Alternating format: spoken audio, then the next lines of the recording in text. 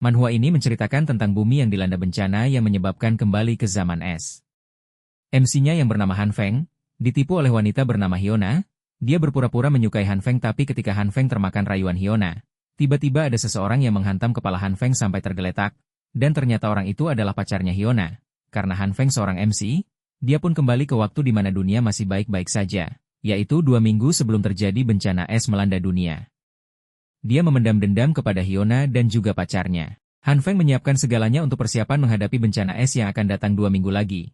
Dia pergi keluar untuk membeli peralatan dan persediaan makanan yang dia butuhkan untuk bertahan selama bencana es, tapi sayangnya dia hanya punya uang yang sedikit. Karena dia orang yang tergolong pintar, dia pun mendownload semua aplikasi untuk meminjam uang. Setelah mendapatkan banyak pinjaman uang, dia membeli peralatan dan banyak stok makanan, termasuk memasang sistem keamanan tingkat tinggi. Di awal chapter, diperlihatkan seorang wanita yang mengetuk pintu sambil memanggil Han Feng. Wanita itu bernama Hyuna. Han Feng selama ini sangat menyukai Hyuna. Kemudian Han Feng langsung menyuruh Hyuna untuk masuk ke ruangannya karena di luar berbahaya. Tiba-tiba tanpa basa-basi, Hyuna langsung mencium Han Feng, yang membuat Han Feng menjadi salah tingkah. Hyuna dengan lembut bilang, kalau dia benar-benar mencintai Han Feng. Hyuna yang semakin menggoda Han Feng, membuat Han Feng makin salah tingkah, karena termakan godaan Hyuna. Wajah Han Feng makin memerah. Hyuna menyuruh Han Feng untuk menutup mata, dan Han Feng pun menutup matanya. Tiba-tiba, ada seseorang yang menghantam kepala Han Feng, sampai dia tergeletak di lantai, dan ternyata orang itu adalah pacarnya Hyuna. Han Feng yang mulai kehilangan kesadarannya, dia masih bisa mendengar obrolan mereka yang sedang mengejek Han Feng orang yang bodoh. Han Feng perlahan mulai kehilangan kesadaran, tapi tiba-tiba, ada cahaya hangat yang mendekatinya. Dia mengira kalau itu adalah jalan menuju surga, tapi ketika dia mulai masuk ke cahaya itu, tiba-tiba Han Feng terbangun di kamar apartemennya. Dia terheran-heran dengan apa yang terjadi. Tapi setelah 30 menit, dia mulai sadar kalau dia kembali ke waktu sebelum terjadinya bencana es, lebih tepatnya 2 minggu sebelum kejadian. Tapi ada yang berbeda kali ini. Ketika dia bangun ada cahaya merah di tangan kanannya, tidak ada rasa sakit, yang dia rasakan hanya kehangatan.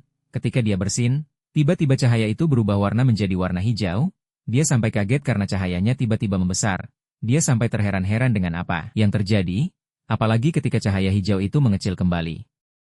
Tiba-tiba dia merasa lelah. Dan sekarang dia merasa sangat lapar. Dia pun membuka kulkas, tapi tidak ada apa-apa di dalam kulkas. Dia pun melihat ada setoples kacang kedelai panggang. Dia pun duduk di sofa dan mulai memakan kacang panggang itu. Ketika dia mulai memakan kacang itu, menggunakan tangan kanan yang memancarkan cahaya hijau itu, tiba-tiba kacang itu tumbuh menjadi tanaman kacang kedelai. Dan secara bersamaan rasa lelahnya juga hilang. Begitu juga dengan cahaya hijau di tangannya juga hilang. Dia pun sadar ternyata itu adalah kemampuannya. Dia merasa terkesan dengan kemampuannya itu. Tapi sebelum dia melakukan hal lain, dia harus mempelajari kemampuannya terlebih dahulu. Dia harus menimbun persediaan makanan untuk bencana es yang akan datang dalam 2 minggu lagi. Dia memutuskan untuk pergi keluar sambil memikirkan tentang cahaya yang keluar dari tangannya. Ketika dia berjalan di keramaian, tiba-tiba dari belakang ada wanita yang memanggilnya. Ketika Han Feng menoleh, dia terkaget ternyata wanita itu adalah Hyuna. Hyuna adalah wanita impian Han Feng. Han Feng telah melakukan apapun untuk membuat Hyuna bahagia. Tapi ternyata Hyuna hanya memanfaatkan Han Feng. Sampai akhirnya Han Feng terbunuh juga karena wanita itu. Han Feng yang sudah sangat membenci wanita itu, mencoba menenangkan dirinya terlebih dahulu. Sekarang belum saatnya balas dendam. Karena Han Feng melamun, Hyuna pun mendekat ke arahnya, dan menanyakan kenapa Han Feng melamun. Han Feng beralasan dia melamun karena terpesona oleh kecantikan Hyuna. Tapi, Hyuna tersenyum tipis dan menjalankan aksinya yaitu mengajak Han Feng untuk belanja dengan nada menggoda. Han Feng yang sudah sadar bahwa dia hanya dijadikan mesin ATM, dia pun menolak ajakan Hyuna, dan langsung pergi meninggalkannya sampai membuat Hyuna terkejut. Han Feng pergi ke supermarket untuk belanja buat bertahan saat bencana es datang. Dia melihat panduan bertahan hidup di internet, untuk memutuskan membeli apa saja buat bertahan hidup. Tapi dia ada satu masalah yaitu, dia kekurangan uang untuk belanja. Dia memutuskan untuk mendownload semua aplikasi untuk melakukan pinjaman uang. Sebanyak apapun dia meminjam uang, dia tidak perlu takut gagal bayar. Karena siapa juga yang akan memikirkan pembayaran di saat terjadi bencana es. Di sisi lain, Hyuna yang sedang berjalan sambil menahan rasa kesal, karena Han Feng tidak menuruti apa yang dia mau, tiba-tiba ada mobil yang berhenti di dekat dia. Dan ternyata itu adalah Han Feng, yang membawa mobil baru dengan banyak sekali barang di mobil tersebut. Han Feng bilang ke Hyuna kalau dia dapat kiriman uang dari ayahnya yang mempunyai bisnis di Amerika. Makanya dia langsung membeli mobil baru dan beberapa barang yang dia sukai. Dia juga bilang kalau dia punya sebuah hadiah untuk Hyuna, agar Hyuna tidak mencurigai Han Feng. Padahal Han Feng sudah menyiapkan rencana untuk membalas dendam kepada Hyuna dan pacarnya. Han Feng menimbun persediaan makanan yang sangat banyak, sampai orang-orang di sekitarnya terheran-heran. Tapi untungnya Han Feng bisa membuat alasan dengan cukup baik tanpa dicurigai. Ada beberapa persediaan yang sensitif dan harus dipindahkan sendiri oleh Han Feng. Dia juga menyiapkan persediaan generator yang cukup untuk setidaknya 1 tahun untuk bahan bakar selama bencana es melanda. Bahkan dia memodifikasi ruangannya untuk menyimpan semua persediaan itu. Tidak terasa waktu bencana dimulai tinggal 1 hari lagi dan Han Feng sudah menyiapkan segala sesuatu untuk bertahan. Setelah menyiapkan semua persediaan, Han Feng sekarang bisa fokus mempelajari kekuatannya. Dia mulai dari menumbuhkan kacang kedelai seperti sebelumnya. Saat itu kekuatannya keluar secara tiba-tiba tanpa dia sadari. Tapi sekarang dia sudah bisa menumbuhkan kacang kedelai sesuka hatinya. Sekarang dia harus mencoba apakah kacang kedelai itu bisa dimakan atau tidak. Dia pun memberanikan diri dan mencoba memakannya. Dan ternyata sesuai dugaannya, kacang kedelai tersebut bisa dimakan. Sekarang dia harus mencoba ke bahan makanan yang lain. Saat dia membuka kulkas dan berpikir sejenak. Tiba-tiba dia kehilangan kesadaran dan terbangun kembali di sore hari dengan sayuran di tangannya. Dia merasakan sakit kepala dengan dapurnya yang berantakan dengan banyak sayuran. Dia pun menyadari kalau kemampuannya itu berdampak pada pikiran dan tubuhnya. Tapi setidaknya dia telah mempelajari sesuatu dari kemampuannya itu. Dia masih ingat kalau sebelum dia pingsan dia mencoba menggunakan kekuatannya pada setumpuk makanan yang berbeda. Ketika dia mencobanya lagi ada sebagian sayur yang tidak berpengaruh. Ada juga yang berefek seperti pada kacang kedelai, ada juga yang sampai meledak. Setelah ledakan, tanaman yang meledak berubah menjadi sesuatu yang dapat digunakan untuk memanaskan. Dia sekarang tidak perlu khawatir untuk menghangatkan badannya selama bencana es berkat kemampuannya itu. Sekarang dia fokus untuk mengontrol kekuatannya, walaupun dia berhasil untuk menumbuhkan tanaman tapi tingkat berhasilnya masih sangat acak. Setiap kali dia menggunakan kemampuannya, dia merasakan kelelahan. Untuk meningkatkan tingkat keberhasilannya dia mencoba memfokuskan pikirannya, dan akhirnya dia menyadari sesuatu. Ternyata kemampuannya berhubungan dengan kesadarannya. Setelah dia mengerti cara kerja kemampuannya, dia mencoba ke sesuatu yang berbeda yaitu ke daging. Tapi setelah dia coba, ternyata daging tidak ada reaksi apapun. Dia berpikir sejenak dan ingat kalau dia punya kemampuan yang berwarna merah. Dia pun mencoba menggunakan kemampuan yang berwarna merah ke daging. Ketika dia konsentrasi untuk menyalurkan kemampuannya, dagingnya berubah menjadi aneh. Setelah dia cek ternyata dagingnya matang. Dia pun menyimpulkan bahwa cahaya merah berfungsi untuk memanaskan sesuatu. Dia kepikiran sebuah ide yaitu bagaimana kalau dia menggabungkan cahaya hijau dengan cahaya merah. Ketika dia menggabungkannya tiba-tiba dagingnya membesar dan itu membuat dia terkejut. Setelah dia memeriksa daging yang membesar itu, daging itu seperti daging biasa tidak ada yang aneh. Dia mencoba lagi menggabungkan cahaya hijau dan merah tapi hasilnya malah gagal. Dia coba meluangkan waktu untuk berpikir sejenak. Ketika dia merasa sudah aman dari bencana es, tiba-tiba dia kepikiran kalau dia belum mempunyai senjata untuk alat pertahanan. Dia pun buru-buru membereskan sayuran yang berantakan sambil melihat ke jendela ternyata saljunya sudah turun. Setelah selesai dia pergi keluar untuk mencari pistol. Tapi di negaranya pistol itu ilegal tidak bisa didapatkan dengan mudah. Ketika dia kebingungan, tiba-tiba dia melihat seseorang yang tidak asing buat dia. Dan dia adalah Zhou Situnawisma, tidak sulit untuk mengenalinya apalagi dari gaya berpakaian yang berlebihan. Orang-orang memanggilnya Brother Lee, dia tinggal di lingkungan yang sama dengan Han Feng. Dia dikenal banyak orang karena dia orang yang bertanggung jawab dengan semua proyek yang dipercayakan kepada dia.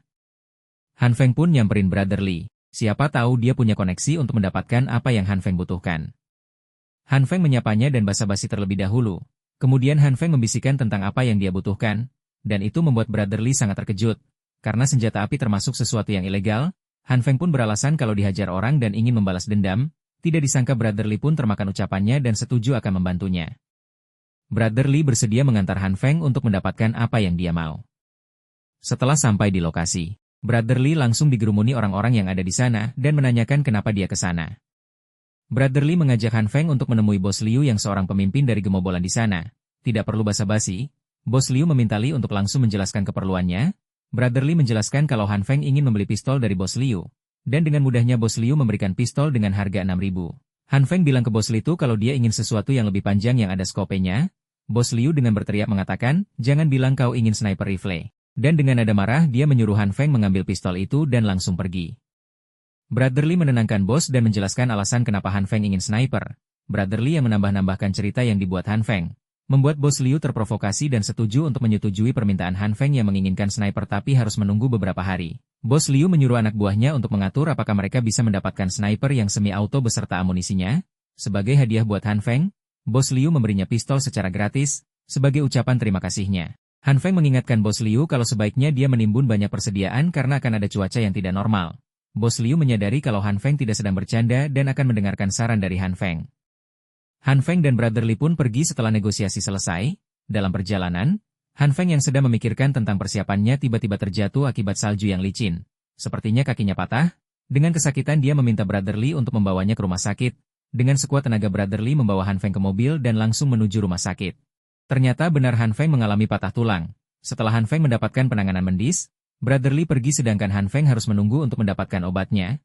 Ketika Han Feng sedang bengong tiba-tiba perhatiannya teralihkan seorang perawat yang masih muda yang sedang menangani pasien dan juga akrab dengan anak-anak sehingga membuat Han Feng tertarik. Kakek-kakek yang duduk di sebelah Han Feng memanggil perawat tersebut, dan dengan sigap perawat tersebut langsung menghampiri orang tersebut dengan mengatakan kalau punggungnya sakit dengan modus ingin melecehkan perawat tersebut. Tiba-tiba Han Feng melempar tongkat penopang kakinya ke arah orang mesum itu dan beralasan kalau Han Feng tidak sengaja karena baru kali ini dia menggunakan tongkat penyanggah. Ponsel orang itu yang terjatuh diambil oleh Han Feng dan tentu saja orang itu menjadi panik apalagi saat Han Feng memergokinya mengambil gambar perawat itu. Han Feng tidak mengembalikan ponselnya sambil mengancam orang itu.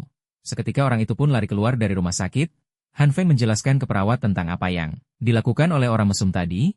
Ternyata benar perawat itu tidak menyadari apa yang terjadi. Han Feng yang lupa kalau kakinya sedang sakit tiba-tiba berteriak kesakitan dan langsung diperiksa oleh perawat tersebut. Setelah selesai Han Feng pun pergi dari rumah sakit itu sambil bergumam mungkin mereka tidak akan bertemu lagi karena bencana es yang melanda.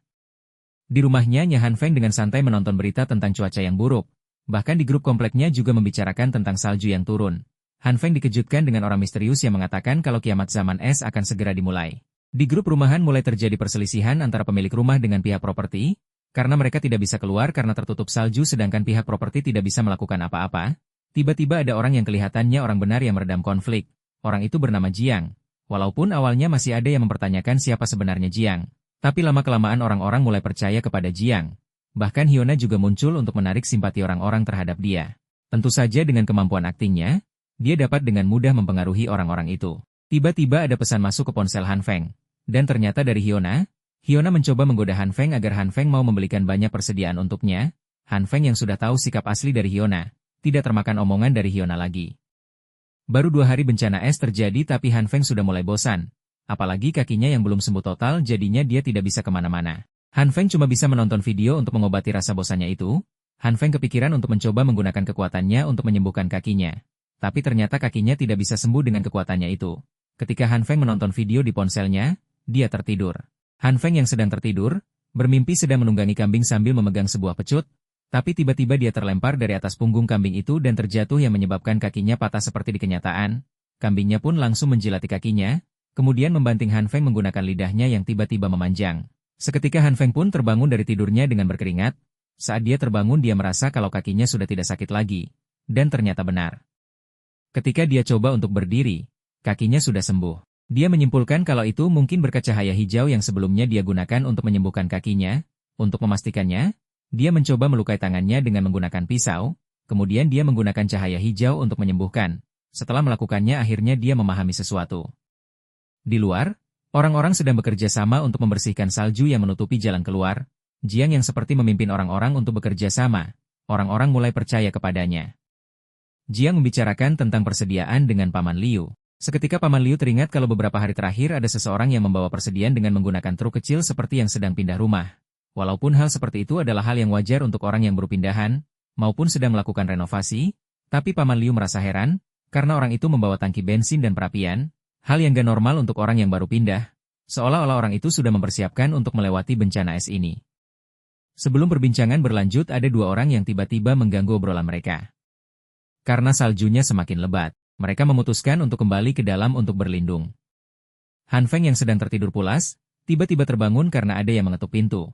Dan ternyata itu adalah Brotherly yang membawakan senapan semi-otomatis yang dipesan oleh Han Feng.